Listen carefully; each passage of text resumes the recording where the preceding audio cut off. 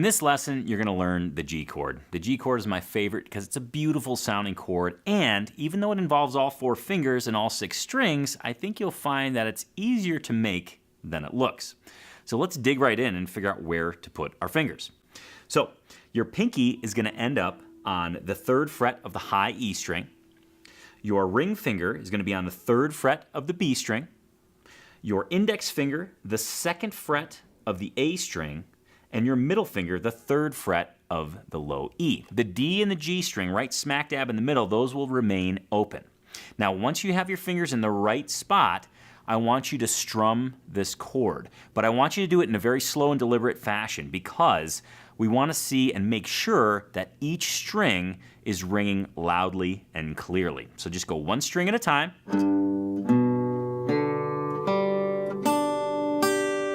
And make sure that they all speak. If it sounds something like this, there are some thuddy notes in there, so we have to make some adjustments. Oftentimes, actually most times, the case is that there's not enough arch in the fingers. So what you have to do to introduce more arch is bring your fretting hand palm closer to the bottom edge of the neck, and that'll give more arch in the fingers, and that'll allow you to fret on top of your fingertips, which will give you a nice clean chord. Okay, so what I'm going to do right now is walk you through a quick draw exercise. This quick draw exercise is to help alleviate the anxiety that's caused when you feel like, gosh, how do I get my fingers back to this chord ever? Because it's like once you hold the chord down, it's like you want to hold it with a death grip and never let go, especially when it sounds good. This quick draw exercise is going to walk you through getting your fingers in the right spot consistently time and time again. So I'm going to give you a countdown. I'm going to start at 5.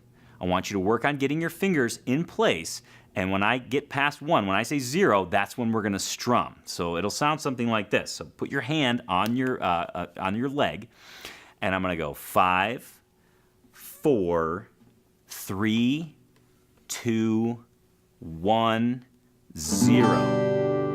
So hopefully you made the chord in that time. If not, don't worry about it, okay? It's not a pass-fail thing. It's a journey, okay? You have to enjoy this learning process.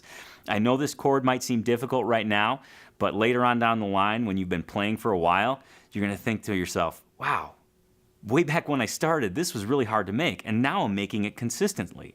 And that's a huge win for you. So keep that in mind. That's where you're headed. Now I'm going to walk you through a couple different time windows for the quick draw exercise, okay? We'll start with 5, and then we'll move to 3 seconds, and then we'll move to just 1 second, okay? So it's going to get a little bit harder, but again, it's going to reinforce getting your fingers in the right place at the right time to make a nice, clean, and clear G chord. So let's get those G chords ringing.